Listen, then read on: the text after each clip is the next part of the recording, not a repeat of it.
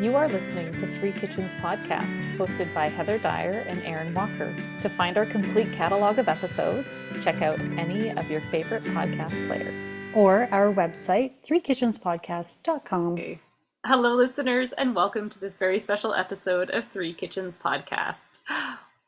Heather and I are taking part in PODCASTHON this week, the global charity podcast event. This week, podcasts all over the world are sharing stories of amazing work done by charitable organizations.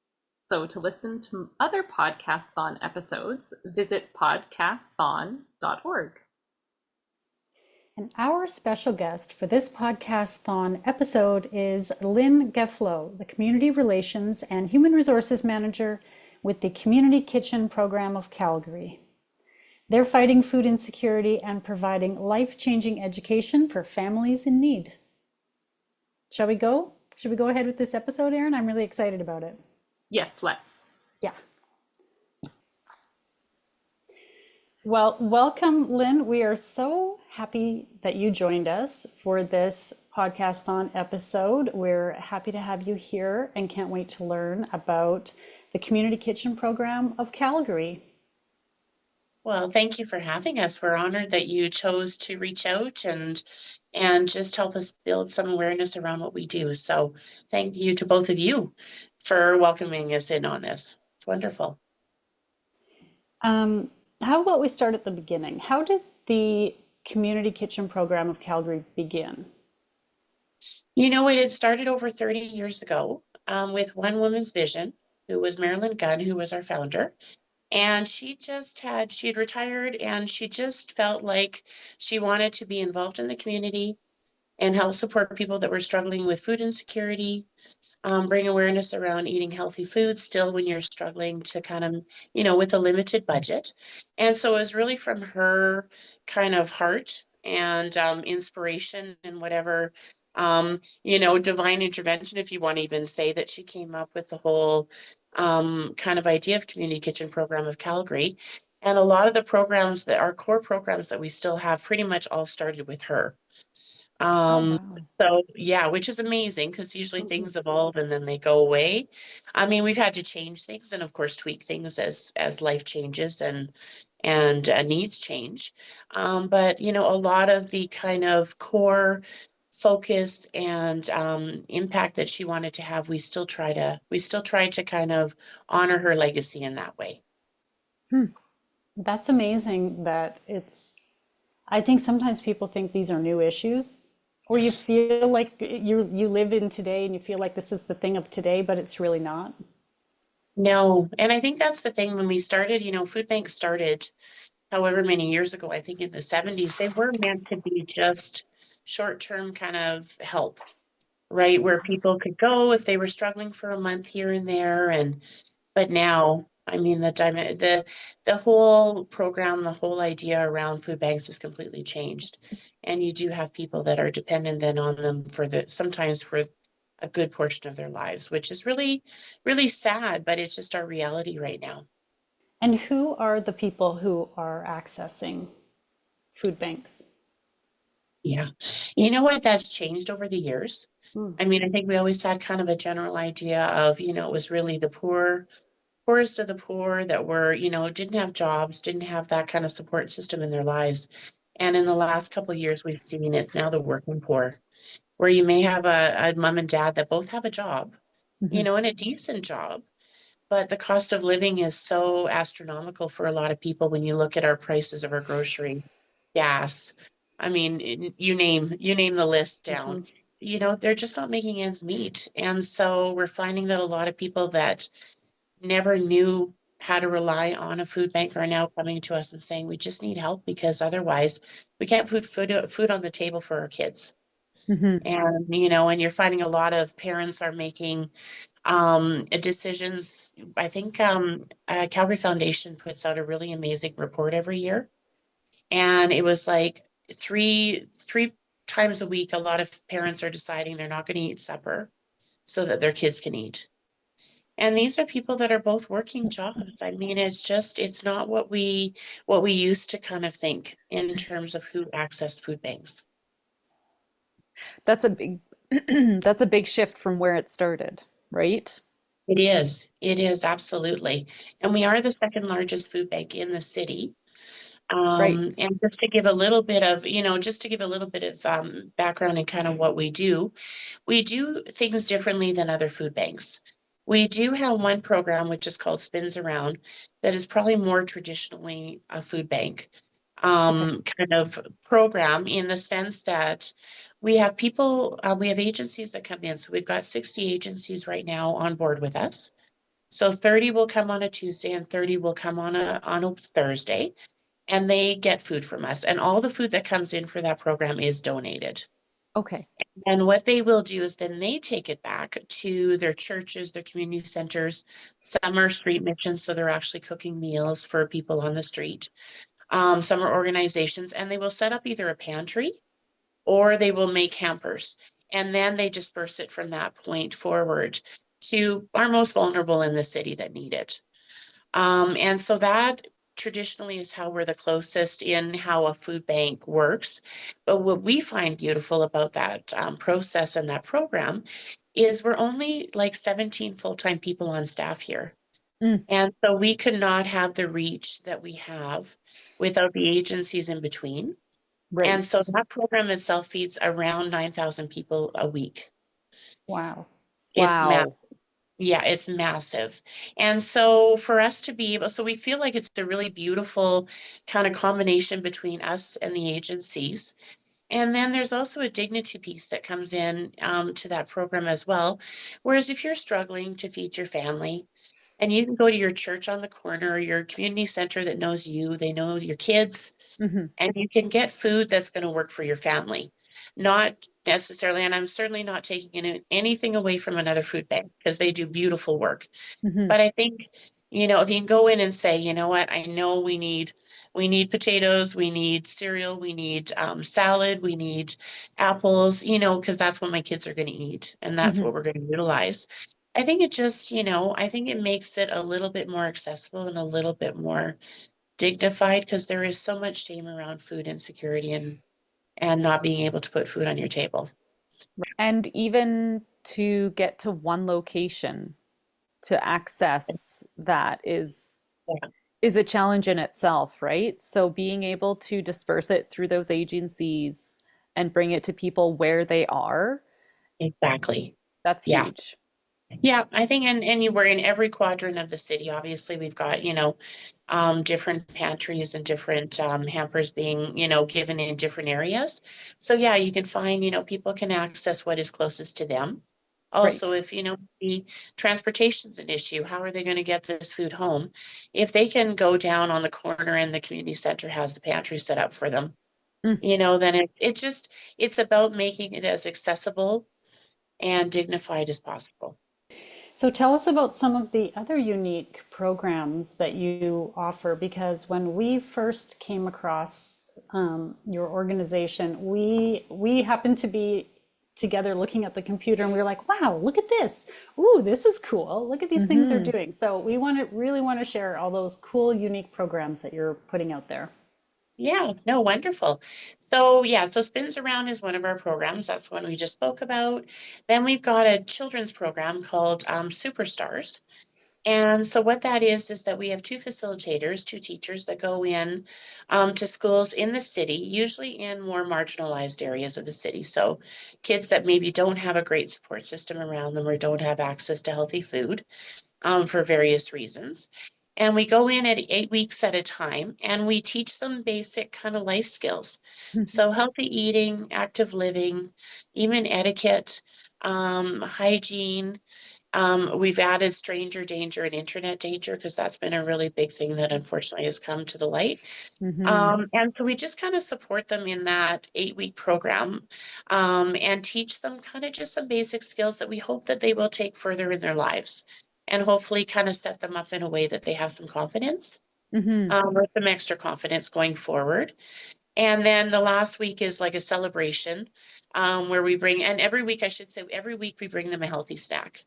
So there's always fruit, and then whether it's cheese and yogurt and a healthy granola bar or something like that, but we always kind of bring them a snack at the end of each class so that they kind of also learn to have, what that looks like. And also some of them just don't have access to that kind of stuff. So at least we know on that weekly basis that we're doing that little bit for them. Mm-hmm. And then at the end of it, they get a big celebration and a graduation after the 8 weeks. And that's where the hitmen, who, when they do their teddy bear toss, we get teddy bears from that because the kids are all in grades between 4 and 5. So they're all still pretty little.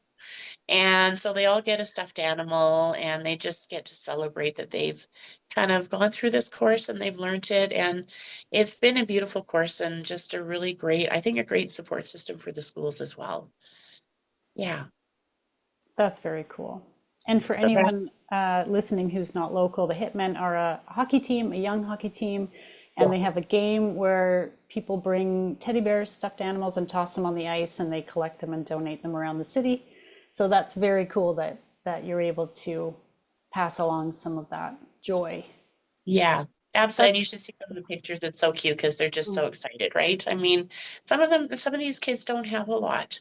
So this mhm, is really something that, they kind of really cherish. So it's really sweet to see their little faces at the end of and I think they're proud too. mhm, They've learned a lot, they've engaged, they've maybe feel a little bit stronger and better in what they know, and then they get to go home with a gift. So we figure that's a good thing. And I think mhm. we are in, last year we were in 40 classrooms. So we're, Huh. it's a lot of, yeah, it's a lot of kids that we are able to kind of hopefully, like I said, support them and just give them a good start. And just hopefully, they'll take that home and maybe share it with their brothers and sisters, which we do hear they do. Mhm, They'll go home and they'll share some of the teachings of what they've learned in that day. And we think, you know what, then that just expands out, right? And then we've got Calgary's Cooking, mm. which is we have a commercial kitchen here that has two exact size kitchens that you can kind of, if you wanted to do a dueling kind of chop, you could.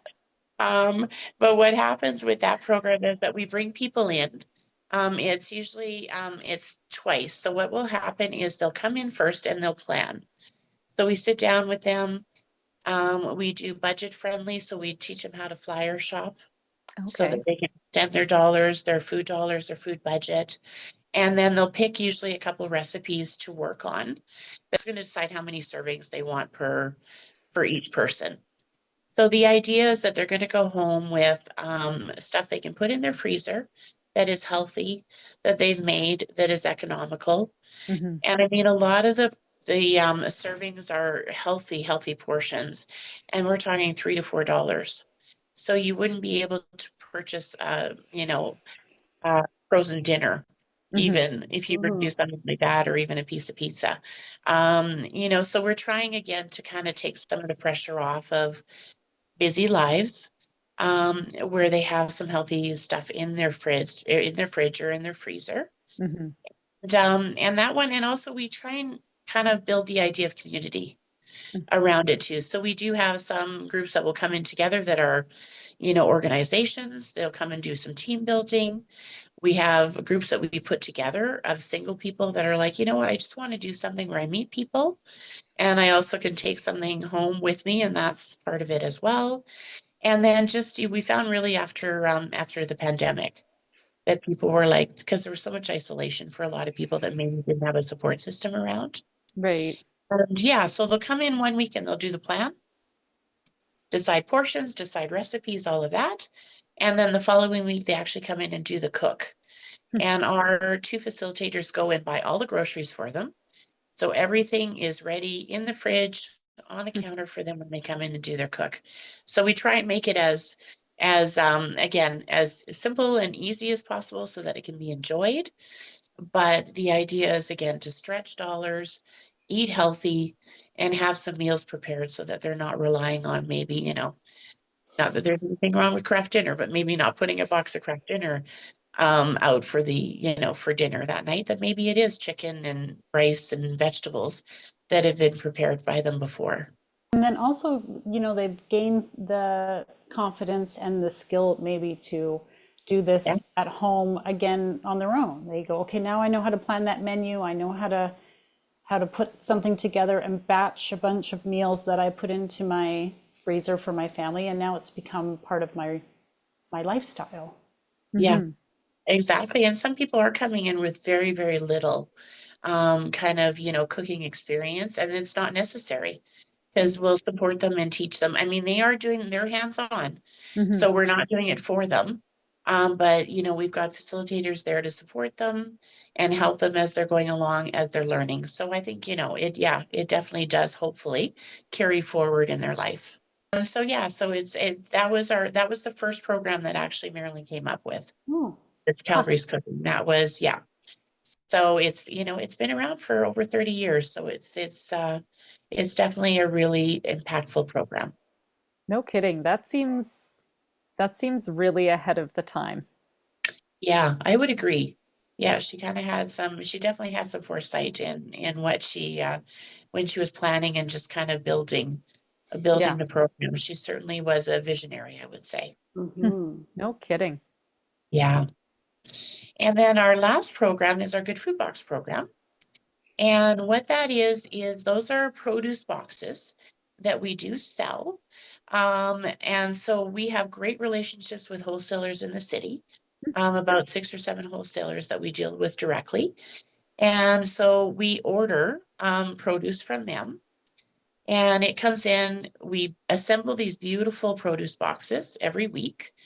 And it's fresh. I mean, I know they always say to us, like, we get it before the grocery store sometimes because it literally comes from them to us. And the idea around that again is to save money because we usually come in at least 50% less than what you pay in the grocery stores. And we have all the boxes are assembled weekly by volunteers. So last year we used over 3,000 volunteer hours, Hmm. and the majority of them were around the Good Food Box program. So Monday nights we'll have a volunteer group of about 20 come in and they bag produce. So oranges, apples, peppers, a few things that we want in there. And then the second day on Tuesdays, they actually assemble the Good Food Boxes, our volunteers, and put it all together. And we've got 120 depots across the city and surrounding areas. So again, the idea is accessibility. So if you don't have easy transport, then you can go to your community center because they might be a depot, or you can go to your church, or you can go to this, we just want to make it as easy for people to be able to pick it up. Hmm. And so we've got drivers that then deliver to the depots Wednesday through Friday. And then the depots organize the rest of that through, with their volunteers, and then they get that all organized that people will come and pick up from them. And over like last year when the produce prices went through the roof, our box orders were up by like almost 60%. Oh, So people wow. so people were really accessing the cost savings and the produce is beautiful. It changes all the time, but we try Hmm. and have basics always in there of, apples, oranges, potatoes, carrots, onions, like just kind of your staple ones. And then it will change depending on the season. Sometimes we'll get extra things like right now, obviously squash or, there was mangoes the other day. So it changes all the time. And our two buyers or that go through weekly, it's almost like putting together a puzzle because they know they have this amount of money to spend to fill this box and they work, it's almost like penny to penny to get the Wow. most that they can in there. So there's 3 sizes. There's a $30, a 35, and a 40. And it's pretty much $1 per pound of food. So like our 40-pound box has at least 40 pounds of fruits and vegetables in it. Wow. That's Yeah. crazy. And I think actually last week, I think it was 46 pounds of fruits and vegetables because they were able to get some good deals on things. So you know Hmm. what? It's again, if you're struggling with food insecurity and there's not a lot of money left at the end of the month, to kind of really buy good, healthy food, this is a way to save because, like I said, usually 50, if not more percent less than the grocery stores. So you know what? It just comes again to that, our mandate is always trying to obviously help people who are struggling with food insecurity, access food, but also access healthy food. If we keep that, because we know that the crappier stuff tends to be cheaper, but there is such a correlation now between food insecurity, what you eat, and mental health, Mm. right? Right, So, yes. yeah. So just kind of having that kind of awareness, I think really we really want to support as much as we can. And who are the people who are accessing those programs? How do they come to you? You know what? A lot of people word of mouth is a big thing Mm. where people will talk about it. Obviously, different depots, like if it's a church and things like that, like for the Good Food Box or Spins Around, they'll have our posters up so people can know, and then they will talk to the people at the organization about it. And we're just always out. Like I go out with my CEO, who is Sunday Nordine, and her and I go out and try and build awareness as much as we can, everywhere that we can, and spread the word that there's support available, other than just the regular food bank. Like I said, we do things differently in the sense that we do work with agencies.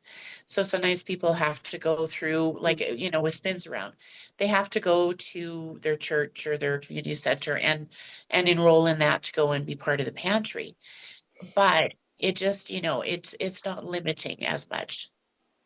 And even on our website, like if either of you ladies wanted to access the Good Food Box and you wanted to get that for your families, you can do that. It comes pretty much every 3 weeks. It's kind of a monthly thing because we divide it into quadrants of the city that it gets delivered to. So we'll have like a north week, then we have a downtown week and outer skirts kind of the city, and then we'll have a south week.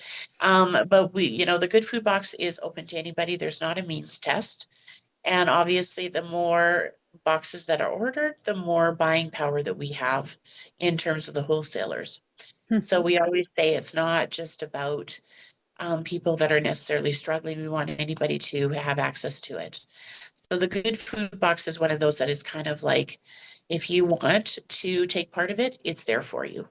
You are struggling with a limited budget.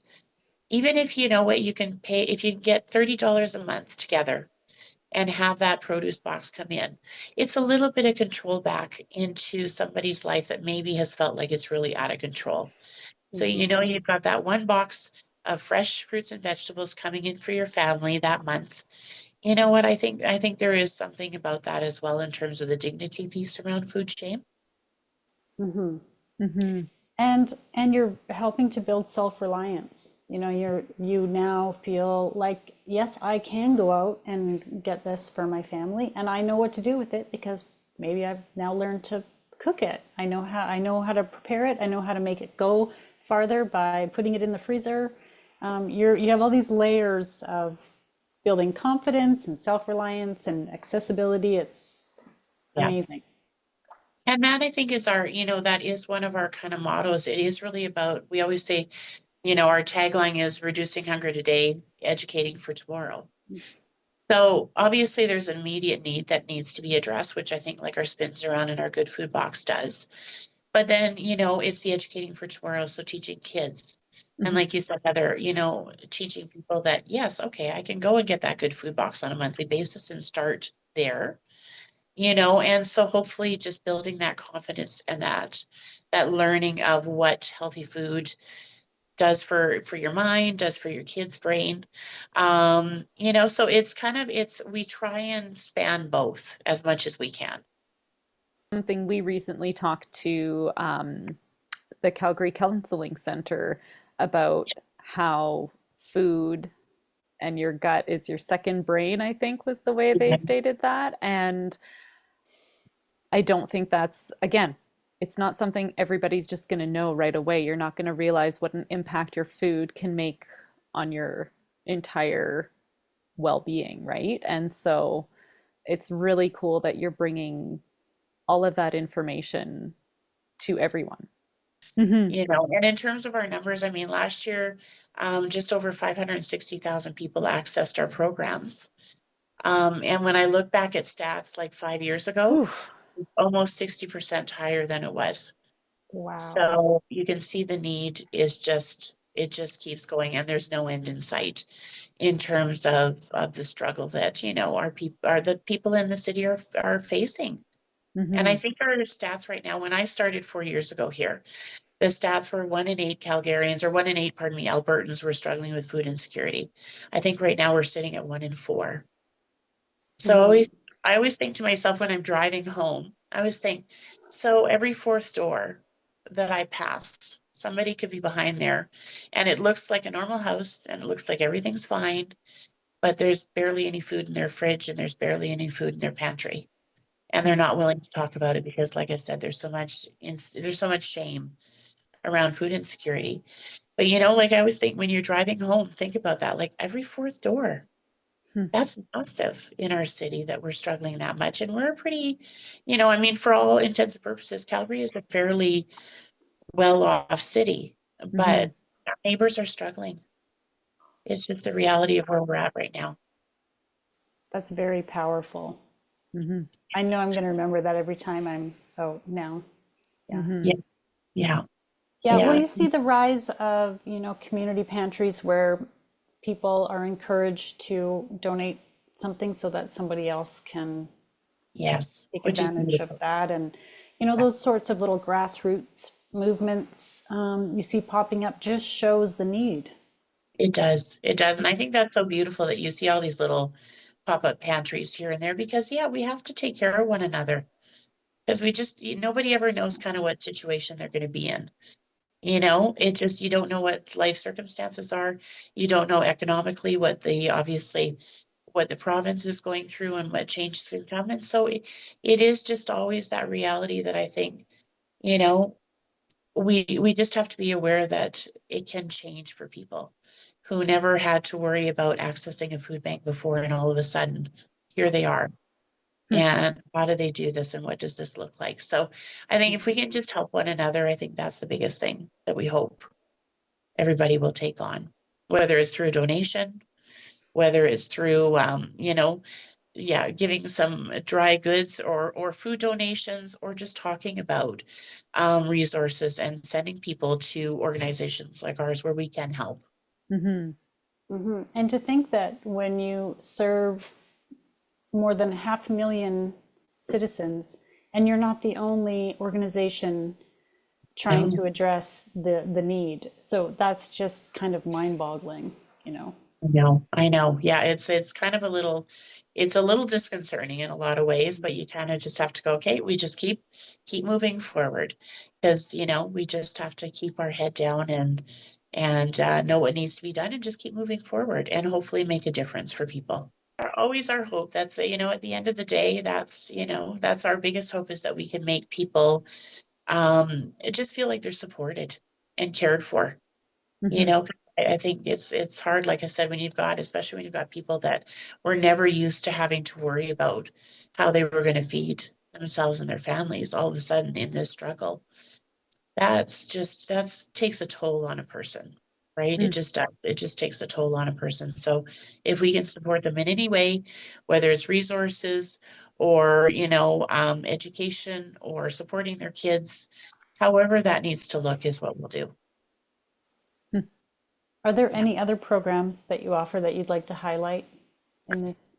We do, and yeah, I was going to say when we go off in the summer from our school program, we roll right into something called Tummy Tamers. And what that is we go in. Last year we partnered with a lot of the libraries, a lot more in the Northeast quadrant, just because they tend to see a little bit more of a higher demographic of kids that are really in families that are struggling. And also the beautiful Central Library downtown. They were part of the program.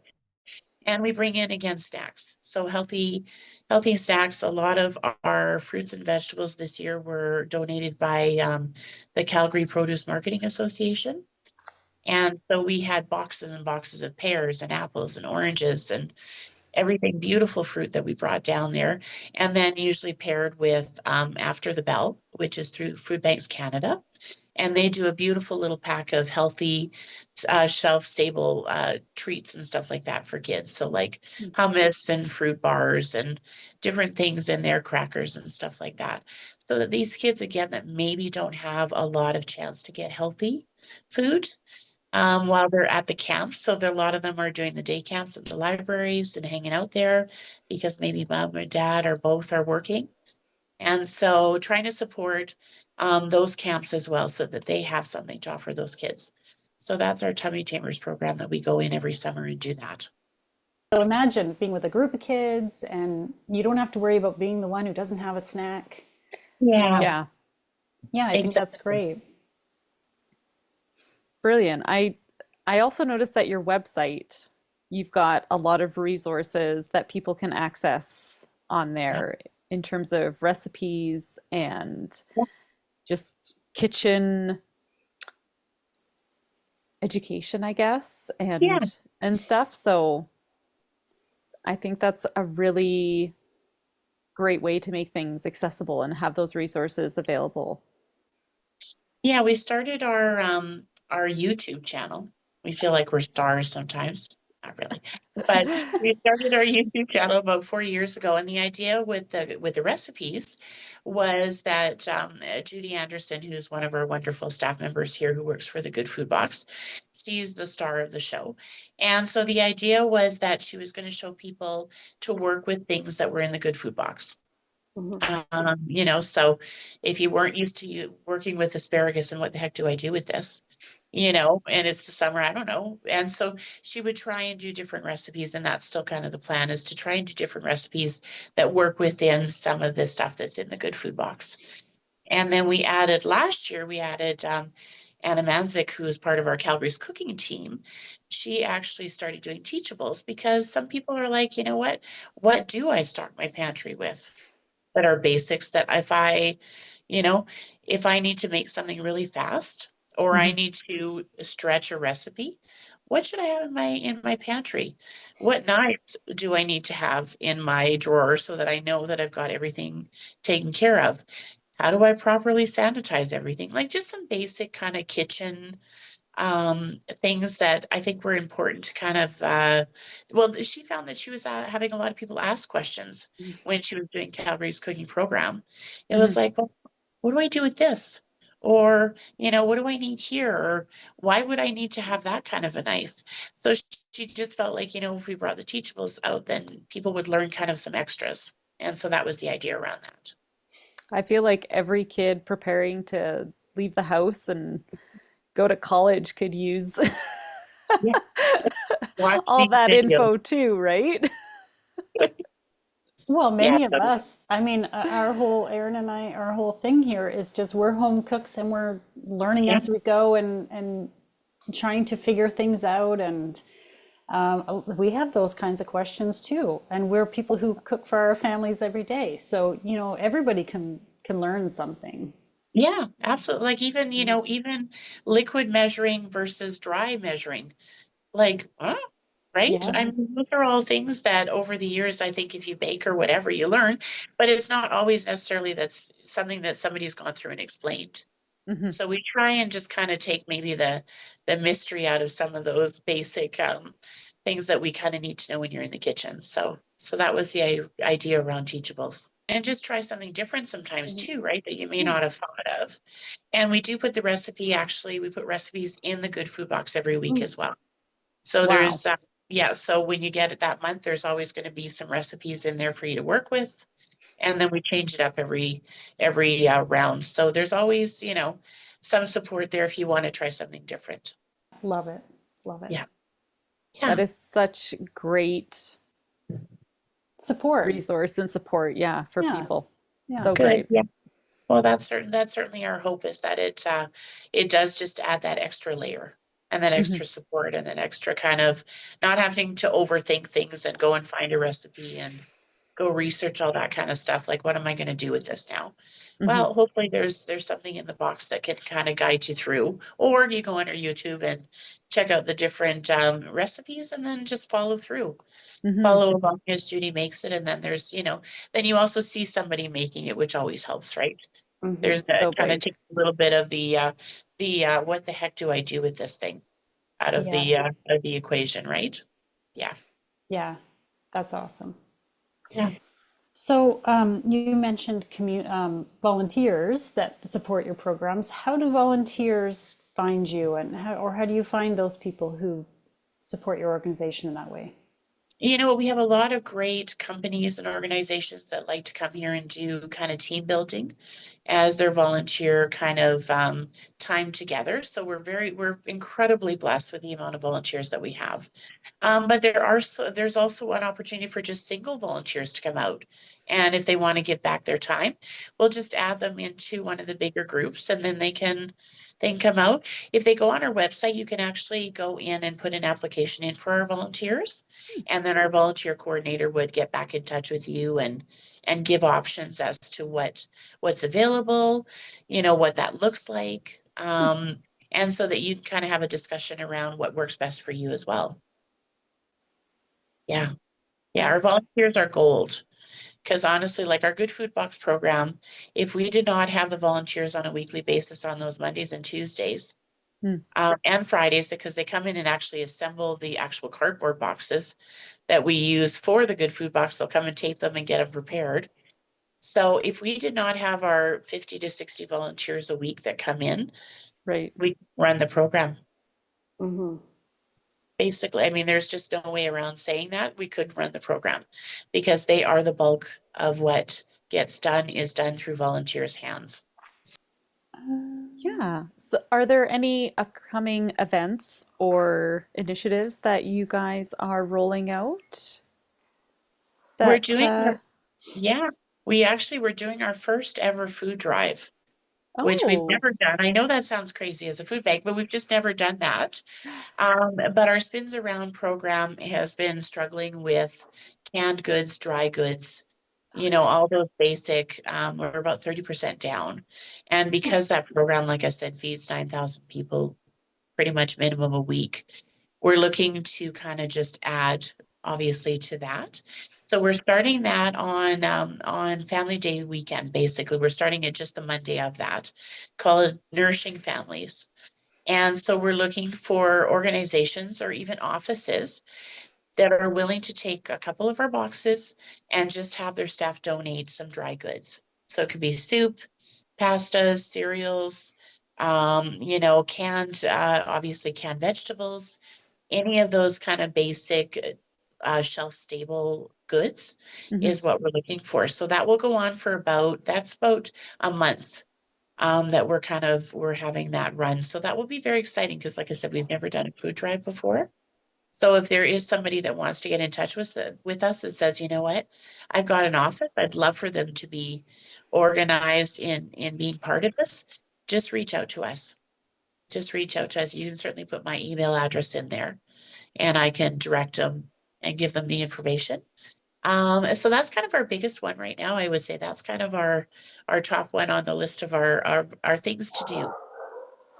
Yeah, and I would just say honestly, I mean, any kind of donation, any type of Yeah, whether monetary or food, we are always open because the need is just constantly growing.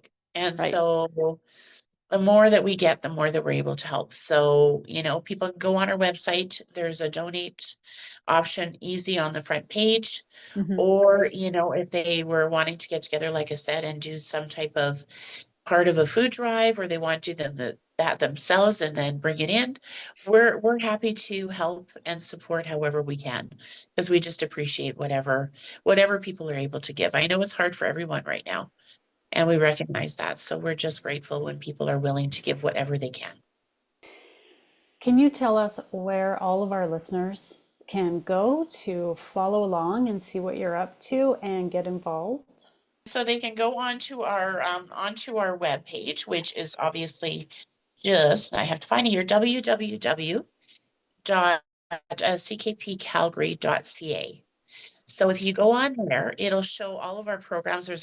There's a tab kind of at the top with all of our programs, so they can access them, read about them, learn about if somebody wants to access a good food box. It's really, like I said earlier, it's really easy to go on there.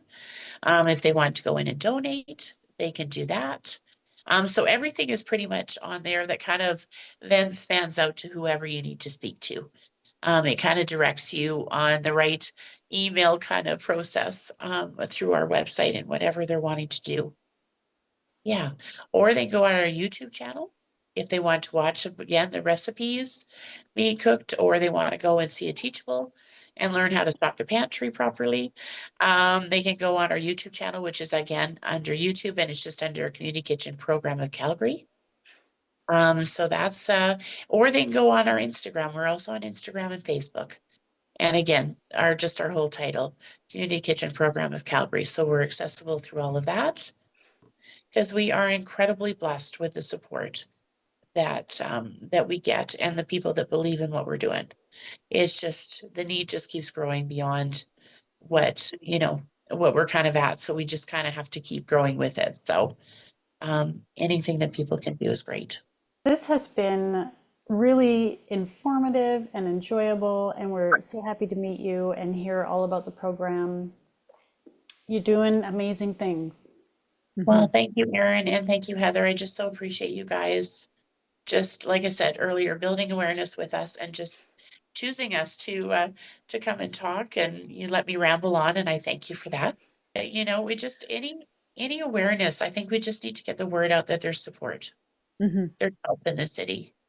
Yeah. And it's not just trying to band-aid it either. I love that you guys are going in there and building people's skills, and reducing that stress and shame of having to access these programs, because it's a reality for so many people. It is. And I mean, obviously the hope is that, we wouldn't be needed at some point, right? But that's just right now, that's not the reality. But you do hope that, yes, people will take the skills, take what they're learning, and just be able to teach their families as well forward how to make different choices. And my boss always says, Sunday always says, you know what, if we can start to change the poverty mindset, because sometimes you do have generational things, right, that have happened. So if you can start to change that maybe then the next generation can have a different experience and a different life. I mean, that's always our hope, right? That the next generation is going to have a better experience. So we just try and equip where we can, and hopefully make those changes or support those changes coming forward. We encourage everybody to check out Community Kitchen Program of Calgary. And thank you again for joining us today, Lynn. And now for the fine print. Links to recipes and other things we talked about in this episode can be found in the show notes or on our website, www.threekitchenspodcast.com. Come say hello on Instagram, Facebook, Threads, YouTube, and TikTok. We'd love to connect. And if you enjoy the show, pass it on. Word of mouth is the #1 way people learn about new podcasts. Thank you so much for listening.